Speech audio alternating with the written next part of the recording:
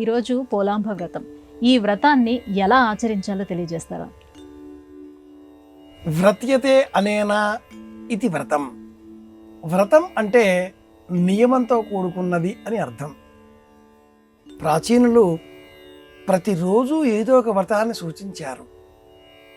ఎందుకలా అంటే నియమంతో బ్రతకాలి అనే సందేశం ఇవ్వడం కోసం.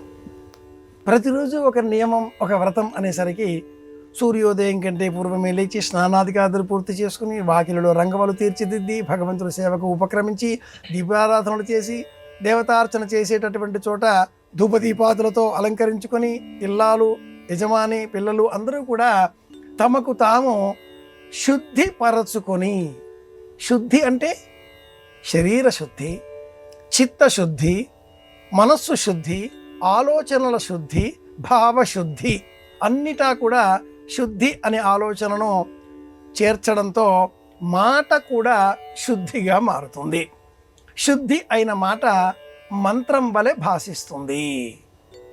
ఇందులో అమావాస్య నాడు కూడా ఒక వ్రతం. అనేక అమావాస్యలు వ్రతాలతో కూడుకొని ఉంటాయి. ఆశ్వేజ బహుళ అమావాస్య, దీపావళి అమావాస్య, కార్తీక బహుళ అమావాస్య, అది కూడా పోలాంబ వ్రతం అనే పేరిట ప్రసిద్ధం. శ్రావణ బహుళ అమావాస్య, పోలాంబ వ్రతం, ఆషాఢ బహుళ అమావాస్య, ఇది కూడా ఒక అమ్మవారికి సంబంధించిన వ్రతమే. జ్యేష్ఠ బహుళ అమావాస్య, వట సావిత్రి వ్రతం.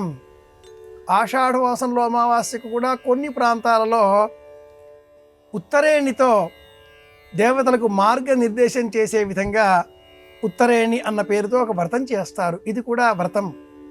శ్రావణ బహుళ అమావాస్య నాడు పోలాంబ వ్రతం అనే వ్రతాన్ని ఆచరించాలి. ఈ వ్రత ప్రస్తావనలు అధికం భవిష్యోత్తర పురాణంలో మనకు కనిపిస్తాయి. పోలాంబ వ్రతం అనే ఈ వ్రతాన్ని నేటి కాలంలో ఎవరూ ఆచరించడం లేదు. ఈ వ్రతం వివాహాలలో వధువు చీర కొంగున కందగడ్డ పెట్టి ముడివేయడంలో అయిపోయింది. అదే రోజున పాటించేస్తున్నారు. కందగడ్డను పూజించాలి. పోలాంబ వ్రతం ఉన్న రోజున కందగడ్డని పూజించాలి. ఒకానొకల గృహస్థుల ఇంట్లో సంతానం మరణిస్తున్నది, జీవించడం లేదు. శ్రావణ బహుళ అమావాస్య నాడు సంతానం మరణిస్తుంది. ఆ సంవత్సర కాలంలో మళ్ళీ గర్భవతిగా మారడం, సంతానం పొందడం, అమావాస్య నాడు సంతానం నశించడం. ఈ కారణం చేత ఆ ఇంటికి పసుపు కుంకుమలకు ఎవరూ రావడం లేదు. ఆ ఇల్లాలు దుఃఖించసాగింది. తోటి మహిళ ఒక దివ్యశక్తితో నీవు గత జన్మలో పోలాంబ వ్రతం చేసే రోజున అమ్మవారికి సమర్పించేటటువంటి గారెలను నీవు వాసన చూశావు, రుచి చూశావు. ఇంటిలోని వారు తెలియక వాటినే నివేదనగా సమర్పించి అందరికీ పంచిపెట్టారు. ఆ తప్పు కారణంగా ఈ జన్మలో నీకు సంతానం కలగడం లేదు, కలిగిన సంతానం నశిస్తున్నది. మరెలా? పోలాంబ వ్రతం చెయ్యి. దానితో ఆ ఇల్లాలు ఈ వ్రతం ఆచరించింది.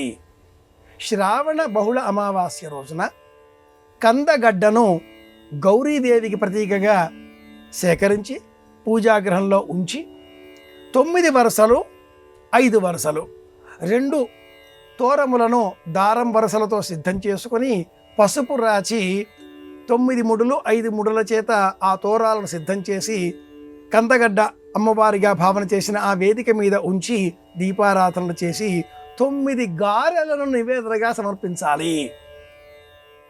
ఆ గారెలను ఇంట్లో ఉండే చిన్నారి బాలబాలికలకు వితరణ చేయాలి. కుడి చేతికి ఇల్లాలు ఈ తోరాలను ధరించాలి. కుడి చేతికి తండ్రి కట్టేటటువంటి తోరాలు, సోదరుడు కట్టే తోరం కుడి చేతికి, భర్త ధరింపజేసే తోరం ఎడమ చేతికి. ఇలా తోరాలు ధరించాలి అని శాస్త్రం చెబుతుంది.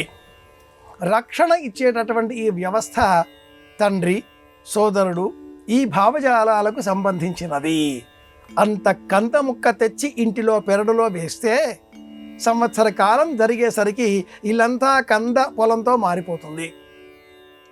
కంద వంశానికి, వంశపారంపర్యంగా కుటుంబ మర్యాదకు, కుటుంబ క్షేమానికి ప్రతీక. అందుకే ప్రాచీనులు ఈ కంద ముక్కని వివాహ సమయంలో వధువు చీర కొంగులో ముడివేసి ఆ తదుపరి అబ్బాయి భుజం మీద ఉండేటటువంటి అంగవస్త్రంతో రెండూ కలిపి చెంగు ముడివేయడం, కొంగు ముడివేయడం, అందులో అంత కంద ముక్క ఉంచేటటువంటి వారు. కందకు లేని దురద కత్తిపీటకెందుకు అనే ఓ సామెత ఉంది. కంద బయట నుంచి చూస్తే మట్టి ముద్ద, ఏ విధంగా కూడాను ఆకర్షణీయంగా ఉండదు. కానీ ఆ పై పెచ్చు తొలగించి లోన ముక్కలుగా మనం కత్తిరించి ఉత్తరించి చూసినప్పుడు ఆ ముక్కలు కాషాయం వర్ణంలో, పసుపు వర్ణంలో అద్భుతమైన తీయని రుచితో పైన ఉండేటటువంటి మాయను తొలగిస్తే పరమాత్మ దర్శనం అయినట్లుగా కంద మనకు భాసిస్తుంది. దుంపగడ్డలను ఈ చాతుర్మాస్య వ్రత దివసములలో స్వీకరించకూడదు. కానీ శ్రావణ మాస అమావాస్య నాడు స్వీకరిస్తే వాత సంబంధిత రోగాలు తొలగిపోతాయి. కందకు వాత రోగాన్ని తొలగించే శక్తి ఉంది కనుక ఇక భాద్రపద మాసం ప్రారంభం అవుతున్నటువంటి రోజులలో మొదటి రోజుగా, అంటే ఈ శ్రావణ మాసానికి చివరి రోజుగా కనుక అమ్మవారిని పోలాంబాదేవి, ఆహారాన్ని శక్తిగా భావించే ప్రాచీనులు పొలంలో లభిస్తుంది కనుక గౌరీదేవి అంటూ పూజించాలి. ఇది పోలాంబ వ్రతం. ఈ వ్రతాన్ని ఆచరిస్తే క్షేమం కలుగుతుంది.